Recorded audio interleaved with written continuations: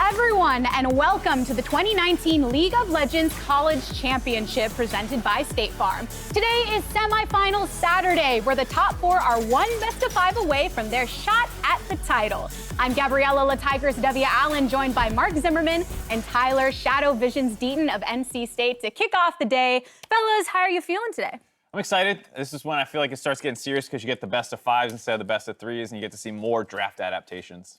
Yeah, happy to be here. Looking forward to some more League of Legends action.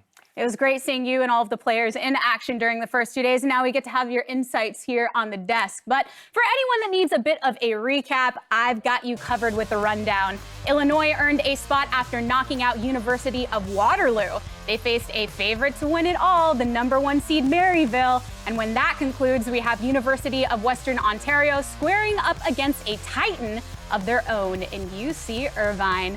A lot of existing champions coming back to potentially defend their title, with others looking to challenge that as well. Yeah, you have UCI looking to be the repeat champion.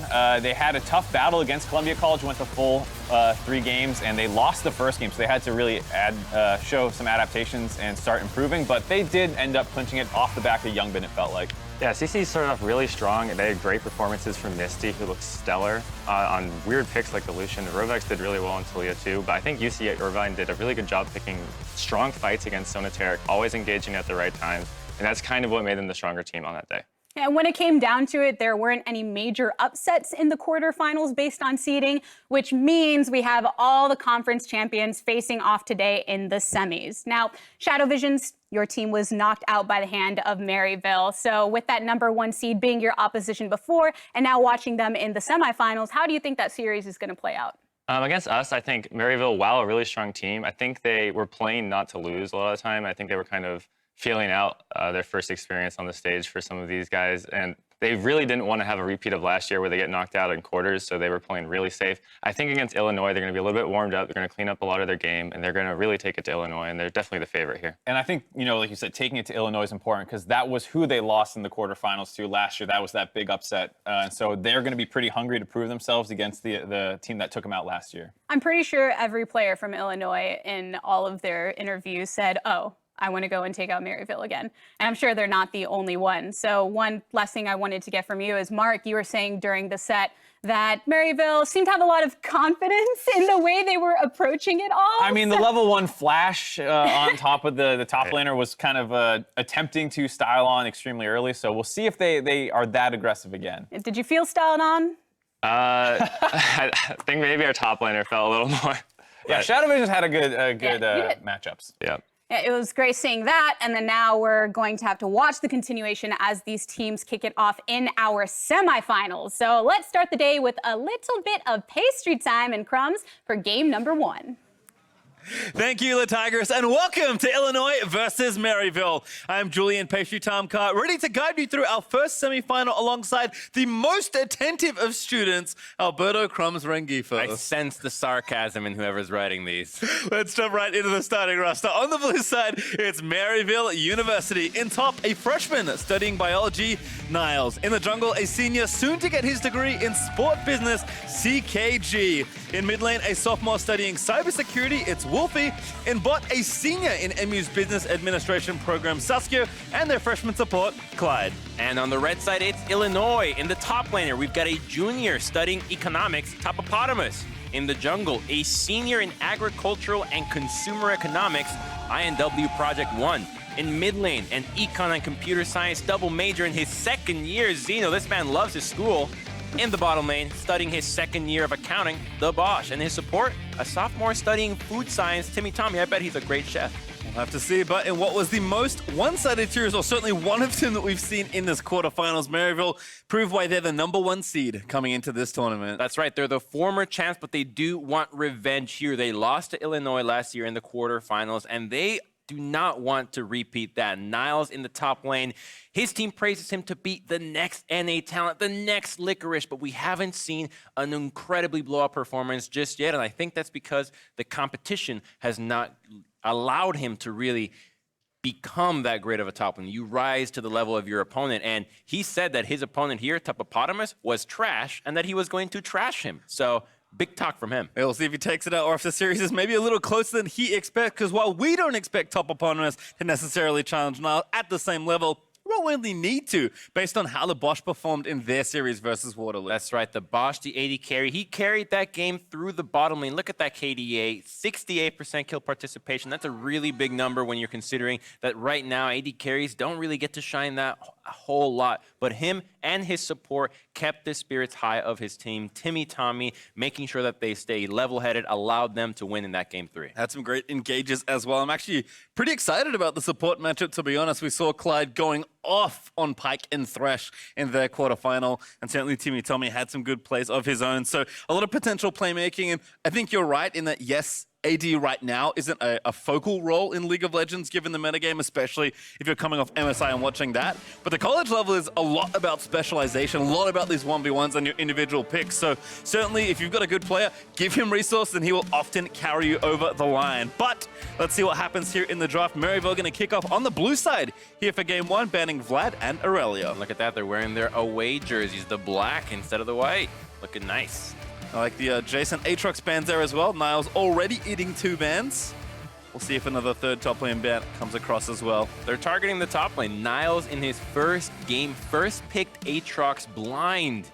There were no other top lane bans, so he was really having a great performance. So making sure that you take away the Aatrox and the Jace, some of the most abusive top lane matchups that if they get ahead, it's very hard to come back against. And there's Zoe going to be taken away from Xeno, certainly respecting his prowess as well. We're expecting him and Project One to get a lot of work done. Clyde going to lose the Pyke again. I think starting to become not that much of a surprise as Maryville first pick Rise. It's a flex pick as well. Both the Pyke that is banned and the Rise that got taken in the first rotation. Wolfie and Niles can definitely play it. And we got a little shout out to the Predator Garen mid that we saw yesterday as well as the Ari. So thank you for that, Hippopotamus.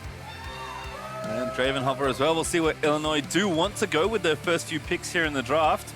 Maybe a Draven. I mean, we're looking at the Bosch. Instead, it is going to be Zaya.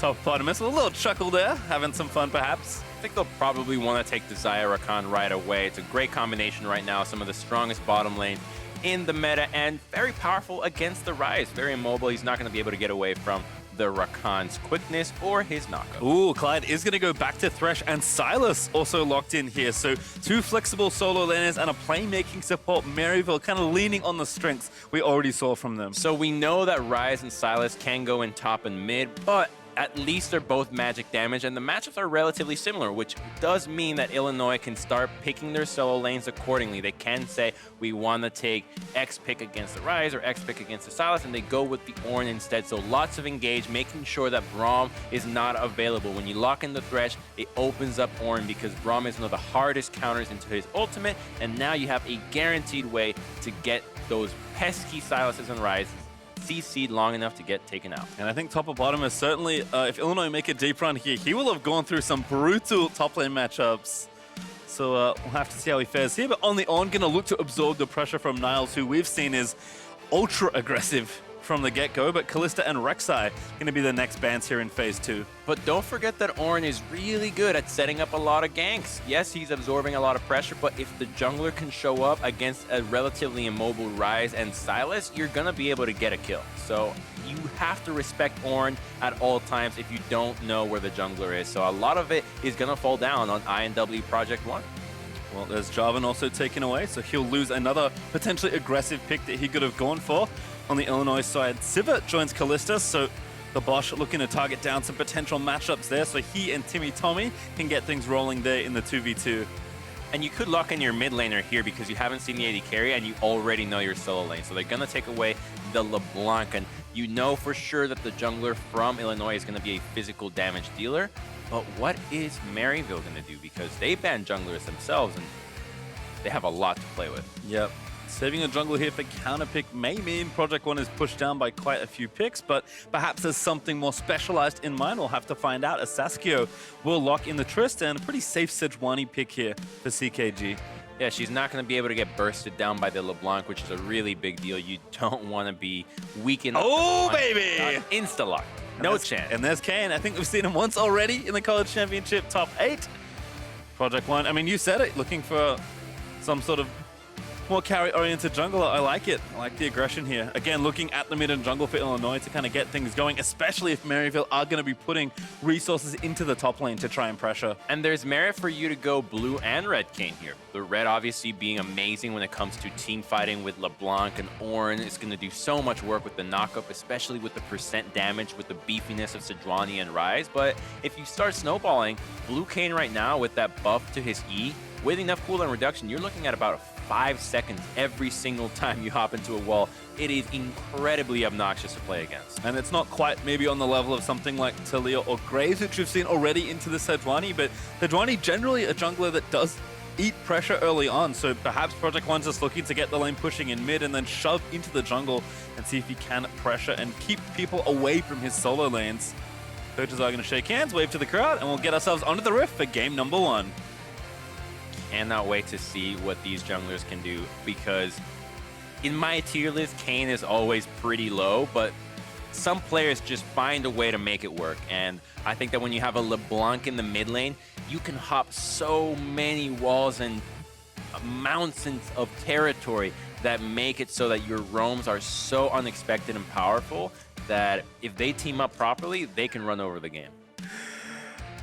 So, shout out to my producers who just told me. So, I like your idea of the away jerseys, but apparently, according to one of the leads on our college program here at Riot, they're wearing black jerseys because it's a funeral. Oh. They want revenge on Illinois. Oh, jeez. Okay. I mean, between the post-game interview of the last series from Niles and there's certainly some statements being made here. DM right there. Black jerseys for the funeral of their opponents. The match hasn't even started. Well, now it has as the teams move out onto Summoner's Rift. We'll see if Maryville can back up their talk with their play. These guys need to... LCS got to take notes from these guys. All right, just some early wards down, but looks like it will be matched, and just some vision being gotten there and nothing else. Quickly looking at where those solo laners did end up, though it is TP for both Niles and Wolfie, and Silas ended up mid, and Ryze ended up top. So because this is a Conqueror Kane, it probably is going to be red Kane, which is the one that scales. Blue Kane is not very good at hitting that late game, whereas the knockup, you're guaranteed to always be useful. As you said, combines well with some of the team fighting between Ornn and Rakan, as well as Timmy, Tommy, and the Bosch. Gonna hang out here in a piece of brush. But otherwise, nothing super crazy happening here at level 1. Both junglers gonna start on their red sides. CKG looks like he's solo red right now. And looks like Project One gonna start on the Raptors here. Yeah, the only thing worth noting is that Maryville knows what Project One's route is, and because there has been no leash for the Sejuani, Illinois has no idea what Sejuani's jungle route is. They just have to speculate, which would result in Kane just being very likely to continue to farm. This is a good route for him if he wants to gank the top side. So you do Raptors, red buff into Krug, you hit level 3, and then you can gank top lane through the wall. So Niles, he's going to be trying to crash this wave as quickly as possible so that it resets in a good place for him and he's not susceptible to that gank. If he's too slow with this wave, he's going to get caught out. And look at what Kane is already doing. Instead of going for level 3, invades the Sejuani right away. We'll see how CKG responds, because no vision right now on Project One. So zipping over the wall, Kane very adept at moving quickly between both different jungles. So he will steal this blue, and by the looks of CKG's pathing, he's about to get some bad news. Yeah, so he is still Sejuani, trucking along, hoping to hit that level 6, but I want to see what he can do, what this Kane can do into the top side, because he's not level 3, but he does have red and blue. Yep, Niles though is going to be the first target. There's the buff, so now they know the info on the jungle, spinning around, gets some damage down, but no burning of the summoners, and Project One actually losing the other end of that trade. I think more importantly, now CKG knows and does the right thing. He goes straight to the blue buff. Yeah, that gank really gave a lot, because Sejuani would have otherwise pathed into her own blue side, and she would have found that the jungle was missing. And now, because of that, she's actually going to be perfectly on par with the Kane. Kane does not have anywhere to go. He would have to return to the blue side to try to counter jungle, and it most likely isn't going to happen. So the junglers just trade off, and Niles didn't lose a whole lot of HP in that lane. He just burned one charge of this corruption. I like this extension as well by CKG. Realizes that I have time. You know, he's probably on towards his Krugs. So it does go ahead and take the Grump away. So no 3 buff, and CKG actually ends up a camp. In fact, might even go for these wolves. Is pathing there now. Greed is good. Is it? Greed Is it, good. Crumbs? It is. So it's a calculated decision, but it's only calculated because of how low Niles got Project 1. He was so low that you know it's going to take him about 3 uses of the wall hop for Kane to be back to full HP, which means he'd most likely have to base instead. So very calculated, smart choice, and now we're going to have both junglers just trade the new Scuttlers, which spawn at 315. Yep, important to remind the audience that we are on 9.10, which is the current live patch. So Yuumi is available and enabled here for the tournament, but the Scuttler timer is a lot later as well. So CKG does get a ward with his Scryer's Bloom and going to go back down and finish off the crab nice and easy. So already with a XP lead versus Kane has to feel good for that early pathing. It really does. Sejuani, if nothing happens until level 6, you had an amazing early game. Clyde and Saskia, unsurprising, at least to me, getting a little aggressive in the 2v2. Timmy Tommy and the Bosch happy to absorb some pressure. CKG looking mid here for Xeno. Wolfie, of course, on the melee Silas. Decent at helping Sejuani assist in the ganks, but does look like Xeno was getting some pressure down, so it is just some assistance to push the wave in. Ooh, nice little knock up there by the Arctic Assault, but Xeno not perturbed. Yeah, hoping they could maybe get a bait and that Kane would be able to collapse on Piston. But because the map has been split vertically, that let Tristana split push so much and just keeps hammering away at the tower. I don't believe we've seen some plates yet, but there's already a 14 CS advantage, which when you can constantly proc that explosive shot on the wave, you have unparalleled pushing power. Look at that. She's able to just use it in the backline, bam, pops the whole thing. And this is great for her, but not very great for top eponymous. The Ornn can't really pressure Ryze too much. He's not having any kill pressure on his own, and because Niles is playing safe, Kane just can't find a way in. You can see Project 1 is going to be spotted by the speed train that's still available there. We've also seen CKG take his first back. They're going unsurprisingly Cinderhulk here. Does have the Cinder already done. And that back did also give Saskia a BF sword, so have to see where the Bosch ends up as far as first item. Might have enough money, not too sure on those numbers exactly, as Project 1 does do a nice job stealing away all but one Little Raptor. Yeah, that's the most obnoxious, because now it goes back. You have to wait for it to fully reset before you even take that wave, but I want to see Not worth it, just go kill the guy. Maryville is going to be doing around this Infernal Drake. It's a big dragon, and they have pressure into the bottom side of the map. Do they want to rush it, or are they trying to just pressure mid and Oh, I wonder what spell Wolf he got. He got our chain by the looks of things, so if you're curious the way Silas ult works on LeBlanc, you get the last spell that she used her ulti on. Oh, interesting. So you only get one.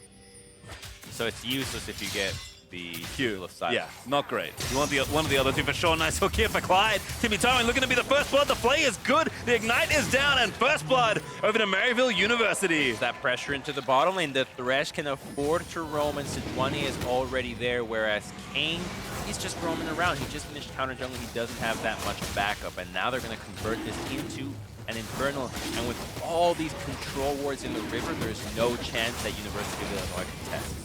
So nice play. That first kill. It does extend into the first Drake, and it's a spicy one, as they will grab Infernal #1 for themselves. So just to actually mention the exact number that it gives, Silas went from 43 to 47 AP out of that. And that's not bad, given how early on it is, as we'll watch this one again.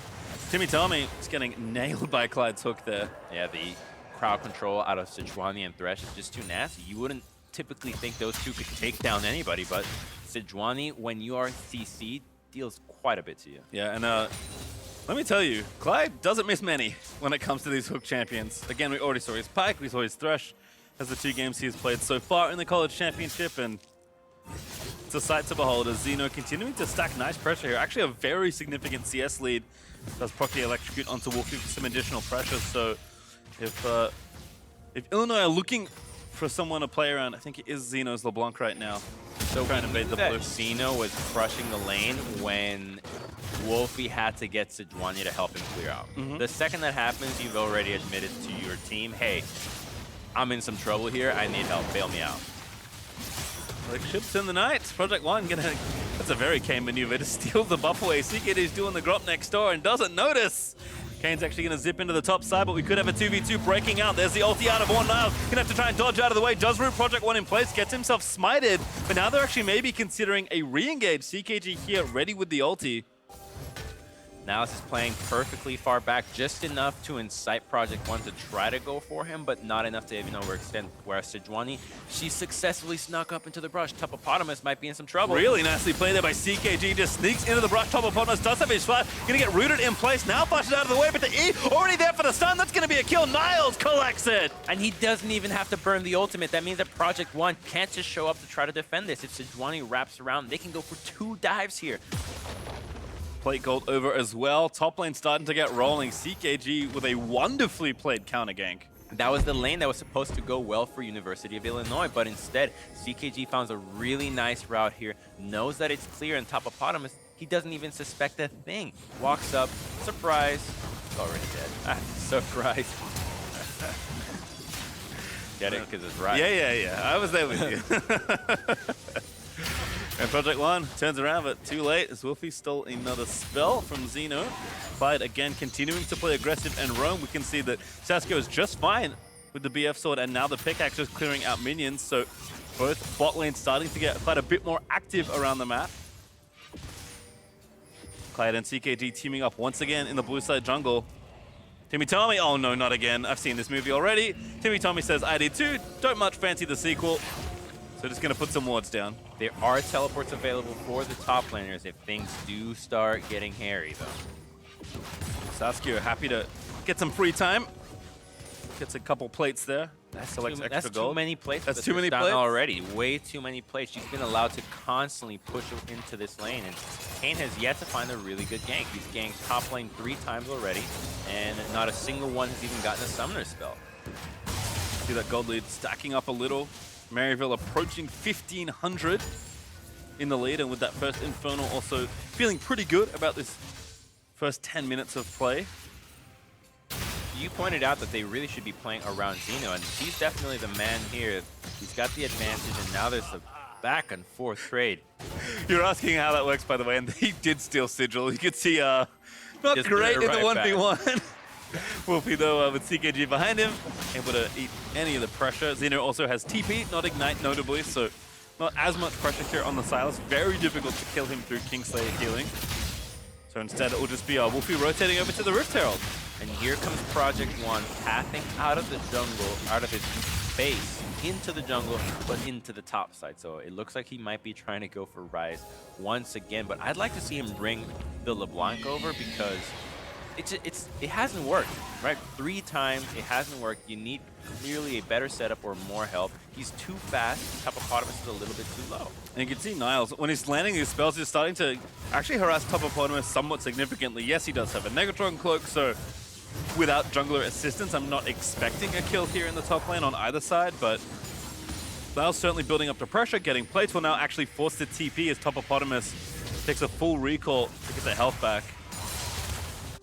It's a bit of an unlucky timing out of Project One. There's too low mana on Niles to stay in the lane. So just looking at mana, you can infer that he's going to base. And that's the decision you can do when you exit the base. You look at it and say, okay, he's too low mana for him to do anything. He's a spell, he's a mage that really needs that resource. If he's low, he's just going to back off. So I shouldn't bother looking for a gank because he's not going to be there or he's not going to be looking to overextend. Well, I kind of like this play from CKG. He does have the Rift Held, remember? So I could have channeled it there to try and take the turret, but instead he just groups up, maybe tries to take the turret without using it so they can get some more work done with it. There is also a Cloud Drake available if teams want to look for that. Here comes Kane. They're looking for Sejuani. Yeah, again, I think trying to play with Zeno. CKG gets out of there. Barely turned on the ending. Hits the blast cone out to safety.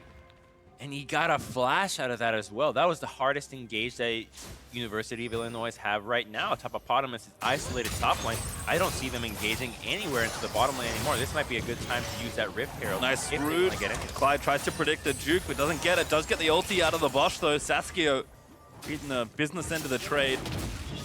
Trying to finish off that turret as Project One does at least get the red buff out of the deal. LeBlanc is collapsing on Sejuani as well. She does have flash. Again, I think Illinois know they need to play around Zeno. Here's Timmy Tommy once again. CKG looking to get out of there. This time Sedge might have to burn the flash. No, it's Clyde with the lantern out to safety.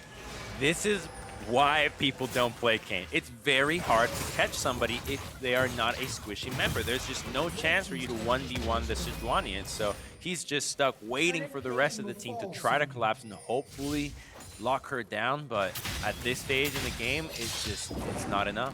Well, Saskia certainly feeling the investment there, gets the first turret and all the plates off that turret as CKG going to get even more plates happening before they drop as Wolfie will collect some gold here off the Rift Herald charge. So really nice pattern of play there in the last minute from Maryville to get that gold lead building up even further. That's right, the gold lead, the towers, and the next Cloud Dragon, that's going to allow them to rotate their duo lane into the top side and continue to hammer away and get a turret advantage, because that's one of Tristana's strongest suits, being a demolisher. We'll take the Cloud Drake as well. Why not, given all the pressure you had in the bot side of the map. And now Maryville going to take a reset, looking at about 2,500 gold ahead right now. The good news is that Kayn has 20 CS over the Sejuani. The bad news is he hasn't been fighting a lot. And so you're very far away from the transformations that will allow you to have a significant impact in your ganks. The knockup from the Wrath form makes a world of difference for Kayn, and he's probably going to hit transformation in 21 minutes. Yeah, we'll have to keep track of that. I mean, a while ago the change was made to make it a bit earlier, because that was always one of the sticking points for Kayn, but you're right, it's just not the same champion until you've transformed either way, and you can see, my goodness, that gold difference almost entirely reflected in the 11 plate to 1 advantage. It's a big dinner. One's having That's like a full-on tasting menu, Crumbs. One's having Thanksgiving with the family, the other one's soup kitchen. One plate only. All right, Zeno continuing to build up pressure with the Ludens now. I think wants to get a bit more active with the level 2 ulti. Holds an ICS lead, and perhaps looking to pressure here on Saskia and Clyde. Illinois did make the first change actually up to the top lane, so they had the advantage on the turret. So Tristana hasn't quite been able to get her hands on that turret to take another one down just yet.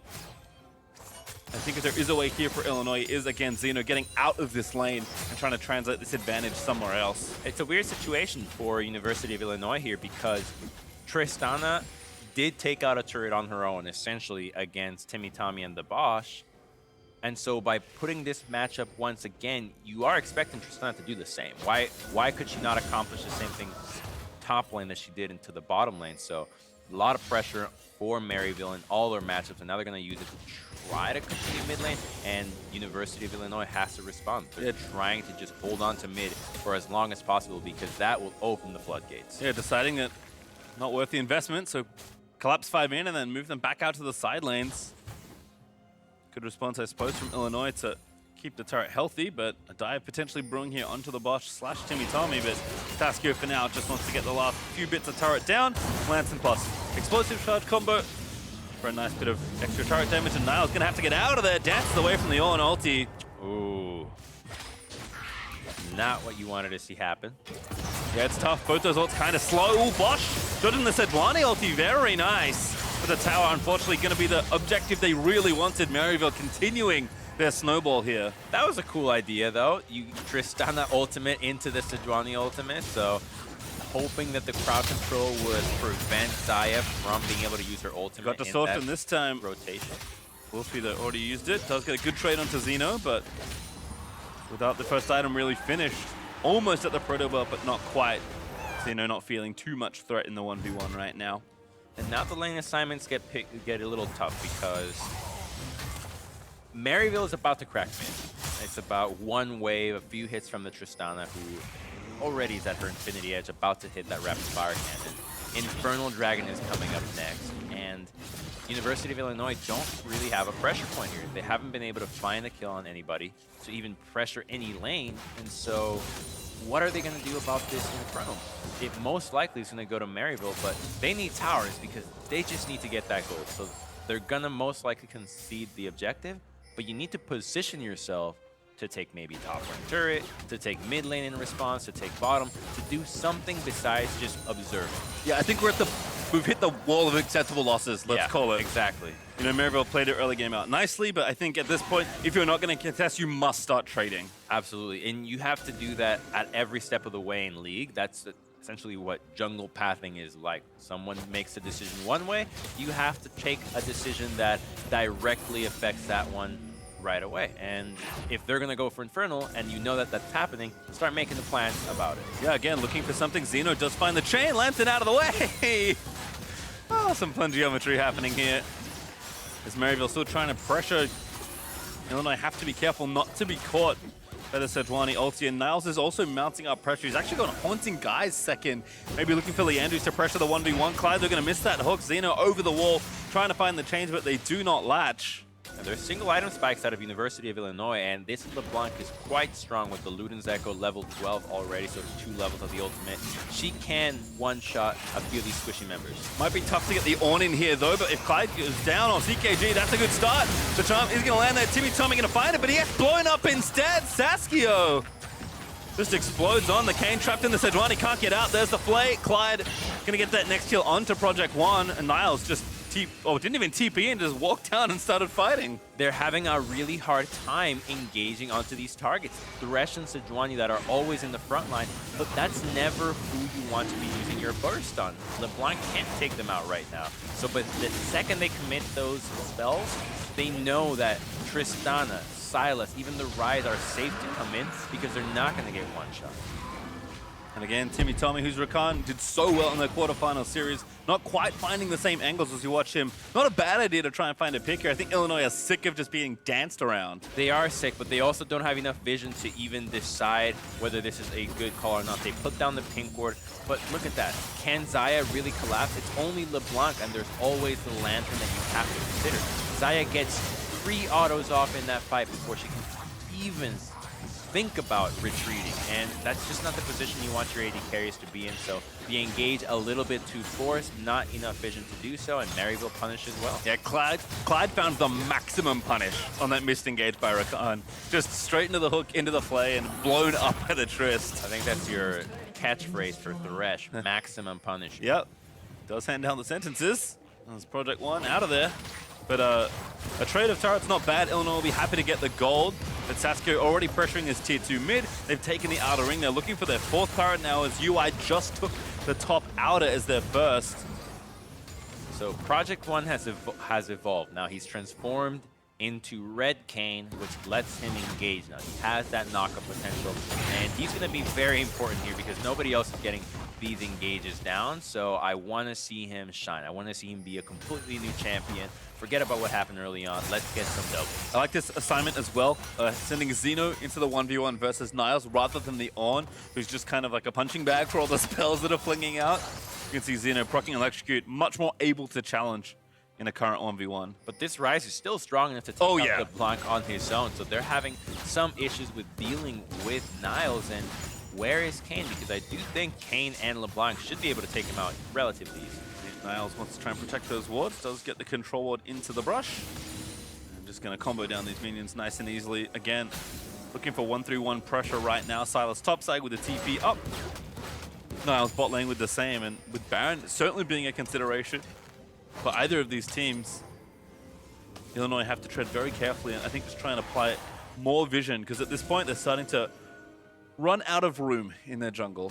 Well, they know that they're not going to solo the dragon without the Baron, without the Tristana, but now they're definitely going for Baron while they're going on now. Nice bottom. splash. This might be a 1v2. Project One though with the ulti ready. Romart going to be popping. They will go into the Baron. Niles gets the Kane with him. It does get Topopotamus. Can he complete the 1v1 here under Kane? Dancing around the W, still gets knocked up. The shield procs again. Niles, look for the absolutely massive outplay. He just destroyed University of Illinois. They can't 1v2 him anymore. They even try to take the Baron, but they back off of it because they know that Niles has complete control in the bottom lane. And now a teleport is being committed to try to take him out.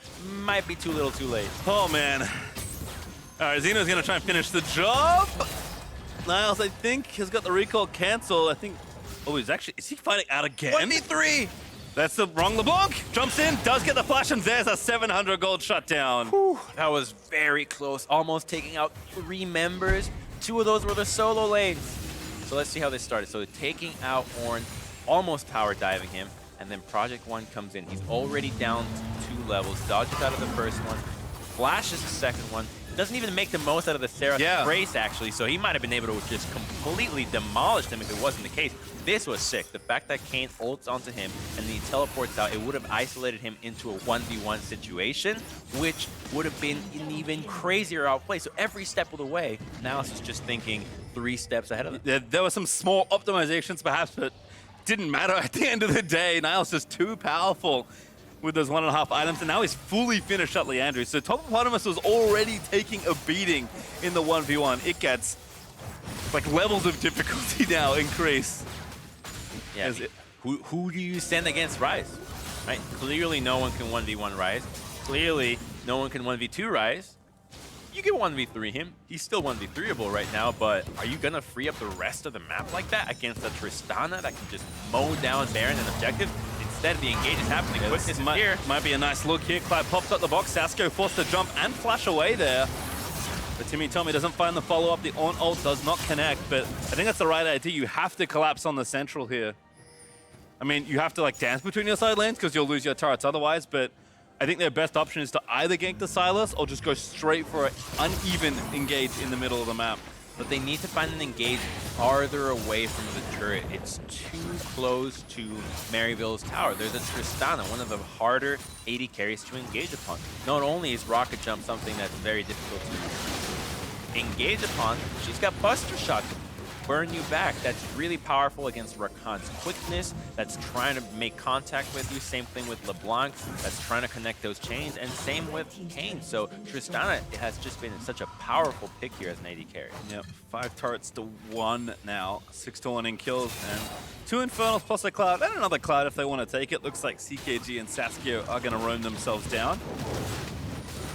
We got a pretty nice spike out of the LeBlanc, though. She just completed her death cap, so Ludens and death cap, and not a single major MR item besides Mercury Trez on 3 members means that her burst is really strong right now. She might be able to pick off a Tristana before she completes her Phantom Dancer, and never mind. Scratch that. Can't pick her off anymore. She's got pieces. 3 items to 2 now. Saskia, all that gold he absorbed in the laning phase with the CS, with the turret plates, roaming around just picking up farm. I mean, we already talked about how the Rise is a problem in the side lane. Well, the Tristana, there's a lot of problems. Yeah, I mean, that's true. With a gold lead like this, about 5-6K up for Maryville, looking to really just take that Baron and kind of push themselves over the finish line here in Game 1. We'll see what Illinois have. Again, it will only take one well-placed engage to get themselves back in this game. They have to always keep in mind where is Thresh when we go for these engages, because you never want to commit so many spells and then everything gets bailed out by a Lantern. Clyde just hitting down these wards. Big fight for vision here. It's Timmy Tommy. Not going to go for it. Actually, it looks like UI just straight on the Baron right now. I think you have to do something a little desperate. They've been spotted. The blue trinket has been utilized, and Niles does have teleport, but there's not a location to flank. And Clyde is here. Niles just going to hang out and take the inhibitor instead. DKG in there. They're going to try and make a steal. Stopwatch pop. Lantern is out. Can't click it though, but still they'll just fight it out instead. Project 1 not able to get it done. Niles going to TP in and take out the Kane. CKG still alive. Topopotamus dancing in the middle, but Niles grabs the double. Saskia grabs the kill. Rise for 3 at the end of it all, and that'll be Baron as well. And the desperation Baron just does not work out. Maryville is on point when it comes to the collapse. A really nice stopwatch out of CKG. Baits the initial engage. They did not expect him to have that. And the second that they try to commit, Niles commits to teleport. And hey, he even broke the bottom lane turret as well. So he got some more gold. And now there's an open inhibitor, a red buff to take. It's all uphill from here for Maryville. All right, so watch again. CKG knows he has to check the pit. Look at that. The instant Zanya baits out the quickness, can't get anything else, and Zaya ults a little bit early, hoping to get some feathers out there, but she's slowed by the Sejuani ultimate and then flashes right into a beautiful hook out of Clyde. The crowd control, the utility that Maryville is bringing is playing phenomenally. And you kind of pointed this out earlier, Crumbs, that, you know, when the engage isn't perfect, that's what happens. You just get crowd control to absolute death. Oh man, Project 1 can't even safely take his own Raptors. Gonna get wrapped up by the Room Prison. Xeno over the top, gonna try and make it happen. They'll fight back Project One with a lot of extra health after Ras. Proxy does get the stopwatch down, but Niles face taking, flashes into the backline, grabs himself a double kill. Will make it through again for Maryville as top eponymous has to run for the hills. They're too far ahead. 10,000 gold. The AD carry down, jungler as well, and with a Tristana, I think they're going for the throat here. They're trying to throne it. They're gonna take the mid here. Inhibitor turret will fall, the inhib will fall with it.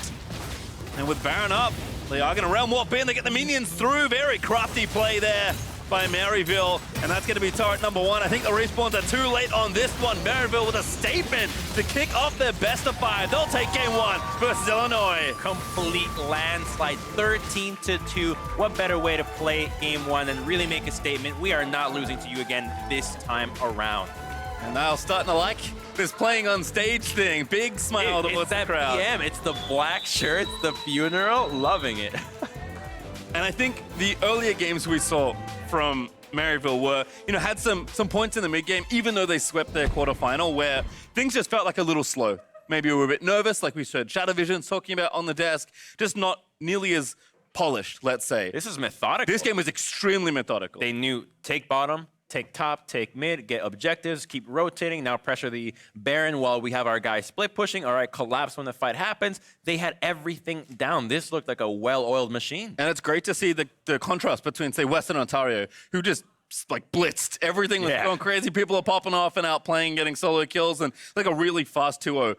This, maybe a very good team, a very strong team, but playing in a slightly different way, not necessarily having to overtake their lanes to win, but just saying, okay, we have a lead, we know how to play it out from here. And credit to the program, that's a really well-drilled team. Absolutely. And luckily for Illinois, it was such a stomp, you can just forget about it. All right, guys, we'll start again. Forget about game 1.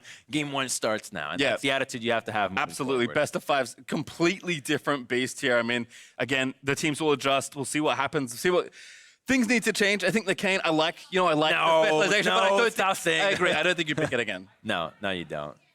You put it in the bench, and then you try to go for early rotation of more powerful junglers. The Rek'Sai, the Jarvan, they were banned in the second rotation. Try to take them earlier this time around. Give your guy and NW Project One a little bit more leeway to work with the map to have better gankers. Well, we'll see what changes maybe do come out. But for more on how Maryville kicked off the series with a win, let's send it over to the State Farm analyst desk. It wasn't just a win for Maryville. It was a convincing win at that, under 30 minutes for that game. But welcome back to the State Farm Analyst Desk. My name is Latigris, joined by Mark Z, as well as Shadow Visions. And there was some interesting stuff going on in that game, starting at the draft right at the top. Yeah, it was one of those things where you could see that Maryville felt like they were taking a lot of the typical meta stuff that we've been seeing at MSI and some of these other tournaments. You have the Rise taking first pick, and it didn't feel like Illinois had good answers once that was taken. They went for Zyra Khan, which is a strong bot lane, but you're giving up 2 of the strongest solo laners in the meta with the Sylas going over as well. Yeah, I felt like Illinois really didn't even try to contest Maryville in this draft. They got everything they wanted.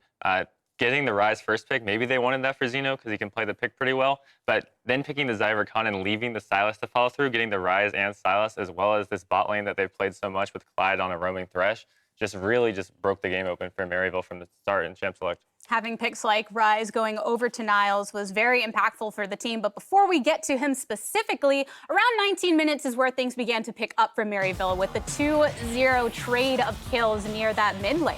It was one of those games where Maryville was kind of strangling them out the entire time. And so multiple times you could feel them get frustrated and just try and brute force things. Timmy Tommy wanted to find a pick, but it was not super clean and they didn't have enough damage to actually blow up anyone. And so this was 2-0 before this at 19 minutes in the game, which is kind of unheard of for Collegiate, where every game feels like a bloodbath. This one was so slow, so methodical. They have a great 1-3-1 comp, and Maryville was executing on that very well. And do you believe that maybe the fact that Wolfie was playing a bit safe and that might have contributed to the slow pacing of things? Perhaps. Clearly they knew that Xeno is the strong point here for Illinois. He's on the LeBlanc. He's on something comfortable. He has the CS lead.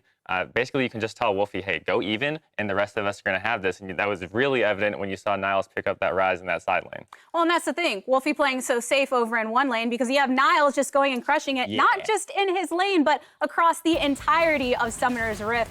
if you take a look at the multiple kills he got over there in the bot lane, as well as that Baron fight that was to follow. This was kind of what felt like the beginning of the end for Illinois. It's like when you go to the side lane to finally attack that Ryze and you can't actually kill him, that is so disheartening to play from after that. And so Niles plays this pretty well, like you heard the caster saying. Couple optimizations he could have made to make it even cleaner, but that just shows how far he was ahead, that he didn't even need to play it optimally to win a 2v1. And that's the thing, when he's not even at that space where you're thinking, oh, he's executing everything absolutely perfectly, then what do you think that they could do on the opposite side with Illinois to maybe potentially combat what we saw in this fight? They need to keep their mental pretty strong here, because when you lose that 1v2, you're in trouble, and then they try to force this fight where they just all in on the Baron. It doesn't end up working out, but I like what they did here. It's just kind of desperation. They knew they were getting outscaled. Doesn't work out in the end, but we want to see more of that heart from Illinois if they draft another game. And a triple kill at the center of it. Yeah, I mean, Niles was definitely the star of the show. Took a little bit to get the spotlight on him, but did start running away with that game. You see, just look at that damage dealt to champions. I mean, Ryze is a little gross to begin with, but yeah, that is higher than the entire team for him, like added together almost. He almost has his entire team's damage. And a lot of that is from bullying the oranges in the side lane, getting free time to himself on that island. But so much of that is just the pressure that he provides and making Illinois come to him. And when that didn't work out, they really had no game plan. I want to kind of think about going into game number 2. With the best of 5, we have switched over to that from that best of 3 format. You have to think about the long term, right? It's not just one game at a time. So from Wolfie specifically, what are some changes that you think we can see from him? Well, I think you had a really good point, Shadow Visions, about how Zeno's supposed to be the star player for them, but they couldn't get him off the ground despite playing in a decent matchup. Yeah, I think a lot of that comes from the jungle pressure we're seeing from Project One. He picked a Kayn, which really wants to have a more safe early game scaling. But you want to pick something that can kind of pressure early to help out Zeno, invade that Sejuani, get some counter jungling in, get some advantages early there, and actually help Zeno snowball. And when you have that lead, you can start to take that down, roaming into the bottom lane, and get a lead for Timmy, Tommy, and Bosch. And that's how Illinois starts to win their games. A lot of the teams that are present here, conference champions as we are in the semifinals, they seem to have that star player in mind when they're moving forward. So, Mark, I just want to get your thoughts on how do you try and keep the team morale in a place where everybody else can feel that they're performing on that same level and not putting all the pressure in one spot? Well, I think a large part of it is to make sure the entire team is working together. All those roams that went mid lane to keep the control in favor of Maryville felt like, you didn't see that response from Illinois. And so getting a more proactive jungler and kind of getting that spark plug kick in the butt, like get off the ground, get scrappy, get an early first blood, and start the game faster. And also hopefully moving to blue side, if they do want that Ryze first pick, maybe they can grab it now as opposed to hoping it falls to them on red side.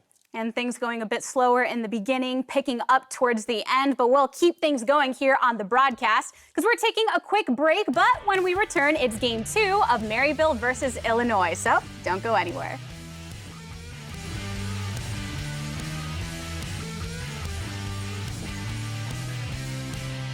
Oh, hello, people are coming. Swag. Oh, we got the crew. We got the squad.